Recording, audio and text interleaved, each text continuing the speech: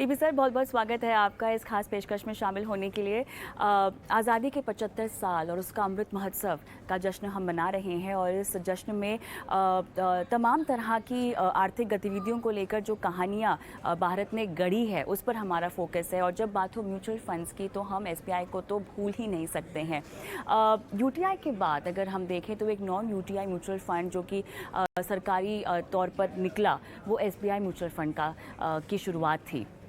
शुरुआत करूंगी मैं। सफ़र किस बात से शुरू हुआ, किस तरह शुरू हुआ, कहानी की शुरुआत कहाँ से हुई? हमारा सफ़र बहुत ऐतिहासिक है, क्योंकि हमारी जो एसबीआई म्यूचुअल फंड का होंद में आना स्टार्ट हुआ था पार्लियामेंट ऑफ इंडिया से 1987 में। उस वक्त के प्रधानमंत्री श्री राजीव गांधी, उनके पास फाइनेंस मिनिस्ट्री का भी कारोबार था, तो उन्होंने अपनी बजट स्पीच में ये बोला था कि भारत के नागरिकों को एक और ऑप्शन देने के लिए स्टेट बैंक को बोला जाएगा कि वो म्यूचुअल फंड को लॉन्च करें। उसके उन हिदायत के अंतर्गत ही स्टेट बैंक ऑफ इंडिया ने कुछ ही महीनों में एसबीआई म्यूचुअल फंड का गठन कर दिया था। बट तो ये यूटीआई के रहते ज़रूरत क्यों पड़ी इसके गठन करने की? इसके पीछे भी क्या कोई वजह थी, कोई कहानी थी? क्योंकि यूटीआई जो था एक स्टैट्यूट के अंतर्गत बनाया हुआ एक फंड था। हाँ। उसकी उस वक्त ज़रूरत ये पड़ी कि जैसे बहुत से बैंक हैं, कंपटीशन का होना बहुत ज़रूरी है। एब्सोल्युटली, हाँ। और उस वक्त ये धारणा आई कि कंपटीशन का होना बहुत ज़रूरी है, और जो भारतीय स्टेट बैंक की रीच है अक्रॉस द कंट्री, उसको देखते हुए भी कैसे इस म्यूचुअल फंड का जो प्रोडक्ट है, जो यूनिट्स हैं, किस तरह से पूरे हिंदुस्तान भर में कैसे लोगों के पास पहुंचाया जाए। तो उस वक्त ये सोचा गया कि यूटीआई म्यूचुअल फंड होने के बावजूद भी उनकी जो पहुंच थी एक बहुत लिमिटेड थी, तो इसके लिए स्टेट बैंक ऑफ इंडिया को बोला गया था कि पूरे हिंदुस्तान में म्यूचुअल फंड को लेके जाया जा सके। यहाँ पर हम बात कर रहे हैं 1987 की, है ना? तो वो दौर और आज का दौर ज़मीन आसमान का फ़र्क है, और ये वो दौर है जब सेबी का भी गठन नहीं हुआ था, है ना? तो किस तरह से म्यूचुअल फंड्स को रोल आउट किया गया? देखिए, उस वक्त जब शुरू किया गया तो एसबीआई कैपिटल मार्केट्स ऑलरेडी थी, तो कैपिटल मार्केट रेगुलेटर था जो सेबी नहीं थी। हाँ जी। उसको सीसीआई बोलते थे, जिससे ये परमिशंस वगैरह ली जाती थी। हाँ। तो एसबीआई म्यूचुअल फंड उसका एक हिस्सा था। ठीक है।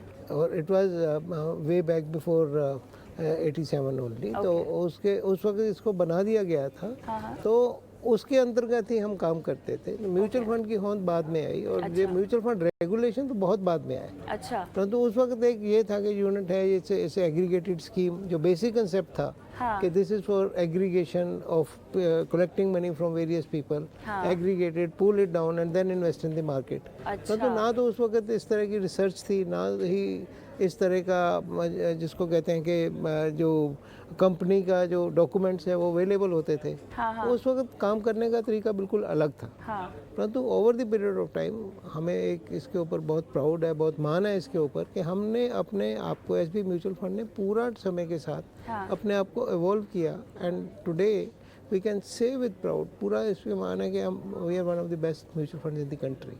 एक सवाल जो मुझे आपसे अभी पूछना है, क्योंकि उस वक्त कोई ढांचा नहीं था, देखिए, म्यूचुअल फंड को कंस्ट्रक्ट करने का।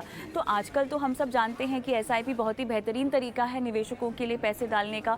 उस वक्त पैसे कैसे लिए जाते थे, निवेशकों से बात कैसे की जाती थी? देखिए, अभी तो हमारे पास तमाम तरह के माध्यम है, सोशल मीडिया है, अखबार है, बहुत ज़रिए हैं निवेशकों तक पहुँचने के लिए। एसबीआई की पहुँच हमेशा से ही बड़े शहरों की तो बात ही नहीं है, छोटे मझौले शहरों में बहुत ज़ोरदार रही है। लेकिन कम्युनिकेशन कैसे स्थापित किया गया? क्योंकि उस वक्त भी म्यूचुअल फंड तो ऐसा नहीं है लोगों को पता होगा कि अच्छा ये एक नया निवेश का जरिया है, पैसे लगाने चाहिए। ये सब कैसे हुआ? उस वक्त भी म्यूचुअल फंड की कोई भी स्कीम आती तो उसको ऐसे ही पेश किया जाता था जैसे कोई आईपीओ आता है। अच्छा। फिजिकल फॉर्म्स, मेरे को याद है मेरी शुरुआत थी अपने कैरियर की स्टेट बैंक ऑफ इंडिया में उस वक्त जी। तो जैसे लाइन लग जाती थी, कोई स्कीम आती थी फॉर्म लेने के लिए। अच्छा। लोग फॉर्म पे प्रीमियम होता था। हाँ। ब्रोकर प्रीमियम चार्ज करके फॉर्म देते थे। वो एक समय था। अच्छा। मेरे को याद है उस वक्त एक मॉर्गन स्टैनले भी आया था जब बाद में। हाँ। तो उन्होंने भी जब अपनी स्कीम निकाली थी। हाँ। तो पूरी लाइनें लगी हुई थी बैंकों के बाहर। तो उस वक्त का दौर और आज के दौर में तो ज़मीन आसमान का अंतर है ही है। और अभी तो वो लगता है कि वो दौर कैसे चल सकता था। बिल्कुल, हाँ। तो उस वक्त तो परंतु वो वैसे ही था। State bank of India mutual fund में तो अपने उस वक्त भी डिस्ट्रीब्यूटर्स, अगर आज भी हम जब कभी पुराने डिस्ट्रीब्यूटर्स को मिलते हैं हाँ। तो वो कहते हैं हमने उस वक्त एसबीआई म्यूचुअल फंड की बहुत स्कीम बेची हैं। बड़े मान के साथ ये कहते हैं कि 1990 में, 1987 में, 1993 में, तो उन्होंने बहुत बेची हैं और तब से वो जुड़े हुए हैं एसबीआई म्यूचुअल फंड के साथ। क्योंकि म्यूचुअल फंड है तो यही है कि बैंक तो करता ही करता था, सही बात है। परंतु अदर जो दूसरे डिस्ट्रीब्यूटर थे उन्होंने भी बहुत काम किया है इसमें, और वो प्रथा आज भी चली हुई है। मेरे ख्याल से यही एक बहुत बड़ी वजह है कि एसबीआई के नाम में ना हमेशा से एक अपनापन महसूस होता है, हमेशा घर वाली फीलिंग आती है, और ये उसी समय से चली आ रही है जो काफ़ी हद तक समय बीतते बीतते हमने देखा है बस बढ़ी ही है। कौन सा पहला फंड लॉन्च हुआ और उसके बारे में कैसे आगाह किया गया लोगों को? मेरे को याद है पहले तो हमारे उस टाइम क्लोज एंडेड फंड ही आया करते थे। अच्छा। तो उस वक्त क्लोज एंडेड इक्विटी के क्लोज एंडेड फंड, इक्विटी के क्लोज एंडेड फंड होते थे। Magnum first fund was 1987 magnum regular income scheme. अच्छा। परंतु जो एक बड़ा फंड आया था वो आया था 1990 में by the name of magnum multiplier. अच्छा। तो उसको उस वक्त उसके बिल्कुल फिजिकल सर्टिफिकेट इशू किए गए थे, जैसे शेयर सर्टिफिकेट होते हैं। हाँ। कि इतने यूनिट, इतने पूरा एक सर्टिफिकेट होता था, लोग अपने घर की अलमारी में संभाल के रखते थे, और ट्रेड होता था उसके पीछे, ट्रांसफरेबल होता था। तो ट्रांसफरेबिलिटी लोग जाके बाजार में बेचते थे उसको। हाँ। उस वक्त स्टॉक एक्सचेंज भी इस तरह की नहीं थी जिस तरह की आज है। तो बाजार में जाके बिकता था और बहुत बहुत प्रीमियम होता था। किसी को पता नहीं होता था कि ये इसके अंदर पोर्टफोलियो क्या है। There was no I mean publication of the portfolio also. अच्छा। सिर्फ एक दूसरे के सुन के यार एसबीआई म्यूचुअल फंड में ये है वो है, और उसकी वजह से 10 रुपये वाला यूनिट 100 रुपये में बिकता था। हाँ। और एनएवी का कोई कंसेप्ट ही नहीं था। हाँ। एनएवी का कंसेप्ट बहुत बाद में शुरू हुआ कि हर रोज़ उसकी वैल्यूएशन करके सिर्फ एक तरह से बोल दो कि सट्टे के हिसाब से चलता था। अच्छा। कि उसकी रेट हर रोज़ 10 रुपये ऊपर 10 रुपये नीचे। हाँ। इस तरह से बिकता था वो। हाँ। परंतु उसके बाद 1993 में एक और स्कीम आई मैग्नम मल्टीप्लायर प्लस। तो परंतु ये पूरा इसका जब सेबी के आने के बाद पूरा इसका शेप चेंज हो गया। ओपन एंडेड फंड शुरू हुए, पब्लिकेशन शुरू हुए, and it is still work in progress. Though we have evolved a big way and we are much ahead of the curve। हम अपने इवन जो डेवलप्ड कंट्रीज हैं, वेस्टर्न कंट्रीज हैं, regulation के मामले में आज की डेट में हिंदुस्तान का mutual fund regulation is much ahead of others. जी। तो उस जगह पहुंच गए हैं अभी आज हम। तो जब ढांचे की हम बात करते हैं तो उस वक्त तो कोई फंड मैनेजर भी नहीं रहे होंगे? ये फंड मैनेजर तो थे शुरुआत में, जैसे एसबीआई म्यूचुअल फंड में था या यूटीआई के तो अपना कैडर होता था। अगर आप यूटीआई की बात करें तो वही व्यक्ति मार्केटिंग में भी काम करता था, कभी फंड मैनेजर बन जाता था, तो कभी कुछ मतलब मल्टीफेरियस, जैसे बैंकों में आज काम होता है कि आप डिपॉजिट भी देख रहे हो, लोन भी देख रहे हो, उस तरह का था। एसबीआई म्यूचुअल फंड में भी उस वक्त लोग डेपुटेशन से आते थे, स्टेट बैंक ऑफ इंडिया से, किसी ने ट्रेजरी में काम किया, क्योंकि कोई रेगुलेशन थे नहीं। आपको सिर्फ इन्वेस्टमेंट पोर्टफोलियो बनाना है। और उसके बाद तो बाजार अपने आप ही करता रहेगा, उसको ऊपर करना है नीचे करना है, आपका काम ही नहीं है। तो उस वक्त का तो जिस तरह से म्यूचुअल फंड चलते थे, तो आज की डेट में तो एक ये सोच के भी लगता है कि कैसा म्यूचुअल फंड ऐसे चल सकता है। बिल्कुल। तो मतलब वो समय था तो बहुत लोग म्यूचुअल फंड से डेपुटेशन, बैंक से डेपुटेशन पे थे। तो ये जो प्रथा उसके बाद करीब ईयर 1998 में, मेरे को याद है, उस वक्त मार्केट से फंड मैनेजर्स को रिक्रूट करना शुरू किया। चीफ इन्वेस्टमेंट ऑफिसर तो हर हाल में एसबीआई से ही होता था शुरुआत में। मेरे को अभी भी याद है हमारे जो चेयरमैन रहे स्टेट बैंक के, प्रदीप चौधरी साहब, वो भी किसी वक्त पे एसबीआई म्यूचुअल फंड के चीफ इन्वेस्टमेंट ऑफिसर थे। और उसके बाद और भी लोग आए उस पर। परंतु उसके बाद ये market recruit chief investment officer करीब 2000-2001 में शुरू हुआ। फंड मैनेजर उस वक्त थे। मेरे को याद है उस वक्त भी आईआईएम से डायरेक्ट रिक्रूट किए गए थे fund managers, and the journey started in 1998। अच्छा। And there after we have not seen back. Today is the absolutely professionally managed, very well managed company, and as the पूरा पैसा जो निवेशकों का है, एक बहुत ही सूझवान सुलझे हुए फंड मैनेजर्स के पास है, जो कि हर तरह से बाजार में सबसे ऊपर है। उस दौर में निवेशकों की मानसिकता के बारे में मुझे बताइए, क्या उनमें हिचकिचाहट होती थी? क्या उन्हें डर लगता था बाजार में पैसे लगाने से? क्योंकि उस वक्त अभी भी खैर लोग फिक्स्ड डिपॉजिट और रियल एस्टेट में अभी भी विश्वास रखते हैं, लेकिन उस वक्त का दौर बिल्कुल ही अलग था। उस वक्त के दौर में तो मैंने सुना है कि लोग अपने चावल के डब्बे के अंदर और जगह पैसे बचत के नाम पर डाल के रखते थे। तो बाजार में पैसे लगाना उनके तो बहुत नया कॉन्सेप्ट होगा। नहीं, वो देखिए उस वक्त आपके एयूएम भी ऐसे ही होते थे। हाँ। मेरे को याद है कि अभी कुछ साल पहले की बात है, हाँ। जबकि एक इवॉल्व हो चुका था। हाँ। उस वक्त पूरा एयूएम जब 10 लाख करोड़ हुआ था। हाँ। तो उस वक्त किसी ने एक बहुत सीनियर सीईओ को पूछा था कि आपको क्या लगता है कि 20 लाख करोड़ कब होगा? तो उन्होंने कहा कि 5 साल लगेंगे। हाँ। और एक्चुअली 1.5 साल लगा। तो उससे पहले एयूएम भी बहुत कम होते थे। हाँ। हाँ। तो जो पूरे इंडस्ट्री का एयूएम बस 30-40 हज़ार करोड़, तो आज की डेट में हम 38 लाख करोड़ की बात कर रहे हैं। तो वो जब 25-30 हज़ार करोड़ था, उसमें भी यूटीआई के पास द लॉयंस शेयर 15,000-20,000 करोड़ उनके पास होता था, बाकी 10-15 हज़ार करोड़ पूरे म्यूचुअल फंड इंडस्ट्री के पास था। हाँ। तो धीरे धीरे जैसे जैसे जागरूकता बढ़ी, जैसे जैसे रेगुलेशन आए, जैसे जैसे कम्युनिकेशन ठीक हुआ, तो साइज भी बढ़ता गया। परंतु उस समय के हिसाब से 25-30 हज़ार करोड़ भी बहुत बड़ा अमाउंट था। और इन्वेस्टर तो देखो, निवेशक तो उस वक्त भी थे, निवेशक आज भी है। आज भी सही बात है। आज कहते हैं ना, घर घर निवेशक है। हाँ, बिल्कुल। उस वक्त निवेशक जो है, हाँ। वो एक कुछ लोग ही होते थे, चुनिंदा लोग ही होते थे। और दूसरा उस वक्त पुश प्रोडक्ट था। हाँ। आपको किसी ने पुश कर दिया, बैंक ने पुश कर दिया, डिस्ट्रीब्यूटर ने पुश कर दिया। हाँ। नॉलेज नहीं होती थी, कोई कह रहा है तो उसकी बात मान के कर दिया। 2008 और 2009 ये एक ऐसा दौर था जो पूरे विश्व के लिए चुनौतीपूर्ण भरा था। भारत में इस दौर को अगर म्यूचुअल फंड की नज़र से मैं देखना चाहूँ तो कैसे इसका सामना किया? क्या क्या चैलेंजेस आए आपके सामने? देखिए, उस वक्त सबसे बड़ा चैलेंज जो इंडिया में था वो लिक्विडिटी का था। सही बात। एक्चुअली एवरीथिंग केम फ्रॉम, क्योंकि very high leverage in US and other countries, तो उसका इम्पैक्ट हमारे ऊपर भी आया। हमारे ऊपर जो ज़्यादा दिक्कत थी वो लिक्विडिटी की थी। डिफ़ॉल्ट की इतनी दिक्कत नहीं थी, कंपनी डूबी नहीं इंडिया की उस टाइम भी। कुछ कंपनीज को, जैसे रियल एस्टेट कंपनीज थी या कुछ और कंपनीज थी, उन्होंने थोड़ा डिले किया पेमेंट, परंतु बहुत ज़्यादा डिफ़ॉल्ट की मतलब उस वक्त ये था कि लोगों का विश्वास ज़रूर ख़राब हुआ, लोगों को समय पे पैसा नहीं मिला, रिटर्न्स कम आई। और क्योंकि म्यूचुअल फंड में हम क्या देखते हैं कि ये हमने एक दौर ऐसा बना दिया है, एक म्यूचुअल फंड को बैंकिंग प्रोडक्ट की तरह बनाने के लिए हमने कहा कि अगले दिन पैसा मिल जाएगा। हाँ। वो होता नहीं है, सही बात हो भी नहीं सकता, होना भी नहीं चाहिए। हाँ। तो उसको थोड़ा उस वक्त भी चेंज करने की ज़रूरत थी, उसको आज भी चेंज करने की ज़रूरत है। कि ये जो मानसिकता है कि लिक्विडिटी म्यूचुअल फंड में एक दिन में हो जाता है। हाँ, अगर ये गवर्नमेंट सिक्योरिटी हो जाता है, अगर स्टेट गवर्नमेंट सिक्योरिटी हो जाता है, तो बाजार होना चाहिए। सही बात है। तो अगर बाजार नहीं है, उसमें टाइम लग सकता है। तो वो एक चीज़ है जो दिक्कत उस वक्त हमें आई, क्योंकि लिक्विडिटी प्रॉब्लम थी।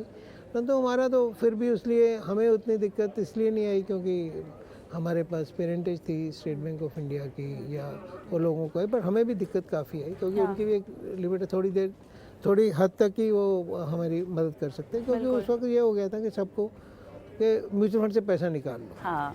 अगर वो मानसिकता आती है तो कोई भी बैंक हो, बड़े से बड़ा बैंक हो या बड़े से बड़ा म्यूचुअल फंड हो, उसको भी दिक्कत आएगी। तो उसके लिए अभी रेगुलेशंस भी हैं। अभी बैकस्टॉप फैसिलिटी करके गवर्नमेंट ऑफ इंडिया ने अनाउंस किया है कि अगर लिक्विडिटी में ऐसी सिचुएशन आए तो उसको कैसे देखा जा सकता है। तो बहुत सी चीज़ें हो गई है, पर आज की डेट में I can say it with proud कि हमारी जो म्यूचुअल फंड इंडस्ट्री है पूरी की पूरी इवॉल्व हो चुकी है। थोड़े बहुत प्रॉब्लम्स होती है, वो तो हर इंडस्ट्री में होती है, वो बैंकिंग में भी है, वो एनबीएफसी में भी है। तो उस दौर में मुझे बताएं, ख़ास तौर से सेबी ने क्योंकि बहुत सारे कदम उठाए थे म्यूचुअल फंड के निवेशकों के हितों का ध्यान रखने के लिए, उनकी रक्षा करने के लिए। जहाँ तक म्यूचुअल फंड की बात है, एसबीआई की बात है, तो आपने भी एसबीआई फंड गुरु इनिशिएटिव भी शुरू किया था शायद उसी दौर के आसपास, या 2013 में मेरे ख्याल से इसकी शुरुआत हुई थी। तो सेबी ने किस तरह से निवेशकों के लिए म्यूचुअल फंड में एक बार फिर से भरोसा लाने की कोशिश की, और उसके बाद एसबीआई म्यूचुअल फंड ने इस कार्रवाई को कैसे आगे बढ़ाया? देखिए, एक तो एसबीआई सेबी ने उस वक्त भी ये किया था कि लोगों को इनकरेज किया कि आप इन्वेस्टर एजुकेशन में बहुत एक इम्पोर्टेंट मुद्दा है। बिल्कुल। हाँ। और उस वक्त उन्होंने ये भी किया कि इन्वेस्टर एजुकेशन के लिए अलग से फंड बनाओ, उससे कंसेप्चुअल नॉलेज दी जाए। वो एक बहुत बड़ा सराहनीय कदम था।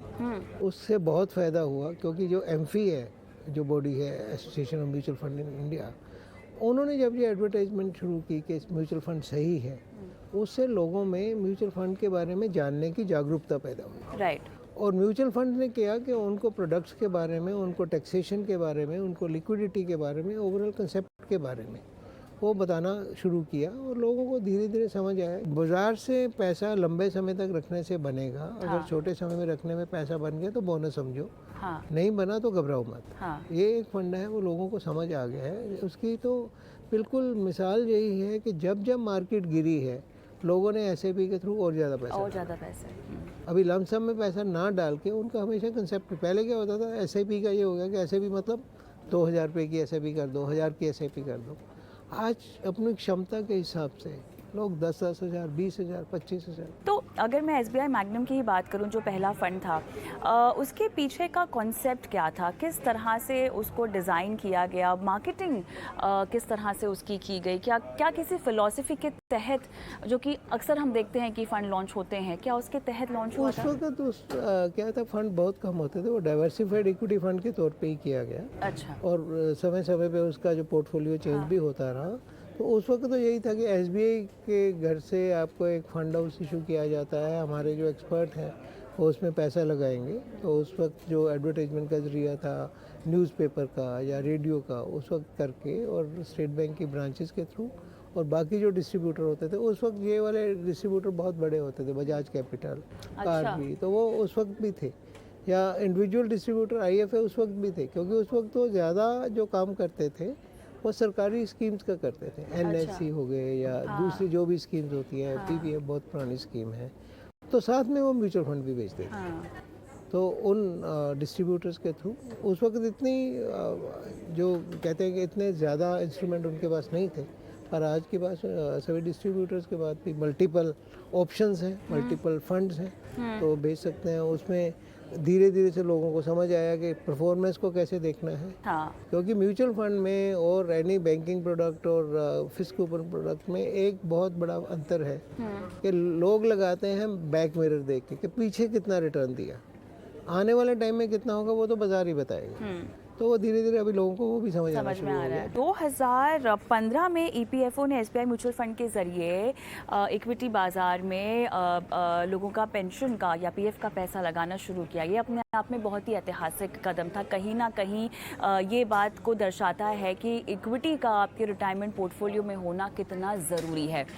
इस कदम के बारे में बताइए, किस तरह से ये सोच सरकार में या उस वक्त लोगों में है कि जब पूरे वर्ल्ड में लोग देखते हैं कि पेंशन फंड और प्रोविडेंट फंड कैसे किए जाते हैं, कैसे मैनेज किए जाते हैं, तो उन्होंने देखा ये इक्विटी जो सबसे ज़्यादा रिटर्न है ओवर द लॉन्गर पीरियड सिर्फ इक्विटी देती है। सही बात है। तो उन्होंने भी उस वक्त डिसाइड किया, they decided to go with 5% to 15%, they went by 5%, made 10%, made 15%। तो उन्होंने किया बिल्कुल पैसिव फंड्स के थ्रू, बेंचमार्क फंड में, निफ्टी में और BSE 30 में। अभी भी वो उसी में पैसा लगा रहे हैं। तो going forward I think they will also increase the basket, and that's a natural journey. मतलब मैं ये नहीं कह रहा कि होने वाला है या कुछ ऐसे, मेरे को ऐसा कोई नॉलेज नहीं है। लेकिन पेंशन रिफॉर्म्स के तहत अगर देखा जाए तो काफ़ी अहम कदम। और सबसे ज़्यादा उनको आज की डेट में जब वो देखते हैं कि पिछले सालों में सबसे ज़्यादा रिटर्न इक्विटी से ही आया है, और इक्विटी के रिटर्न की वजह से ही वो आज भी 8 से 8-10 जो दे पा रहे हैं। अगर सिर्फ फिक्स इनकम पे होता तो return would not have been more than 6.5%। So वो एक बहुत ही ऐतिहासिक और बहुत ही बढ़िया कदम था, बहुत ही सराहनीय कदम था सरकार का। तो उसी की वजह से, बिन फॉरवर्ड लुकिंग थॉट की वजह से ही आज इतने 12 करोड़ के करीब मेंबर्स हैं, उनको फ़ायदा मिल रहा है। तो हम भी बड़ा प्राउड फील करते हैं कि we are touching the 12 crore EPFO people and another जो हमारे पास अपने 2-3 करोड़ है। आज की डेट में एसबीआई म्यूचुअल फंड के ज़रिए से हम करीब 15 करोड़ लोगों को सर्विस कर रहे हैं। बिल्कुल। तो वो एक बहुत ही बड़ा और बहुत ही एक हमें बहुत खुशी देता है कि वी आर एबल टू। देश का सबसे बड़ा फंड हाउस है एसबीआई म्यूचुअल फंड। करोड़ों का विश्वास और भरोसा है आपके म्यूचुअल फंड पर। मुझे बताएं, समय बदला वैसे वैसे म्यूचुअल फंड्स की फ़िलॉसफीज़ भी कई बार हमने देखा है, फ़ंड हाउसेस की बदलती आई हैं, क्योंकि जिस तरह से बाज़ार बदलता है कहीं ना कहीं आपको अडेप्ट करना पड़ता है उस बदलाव से।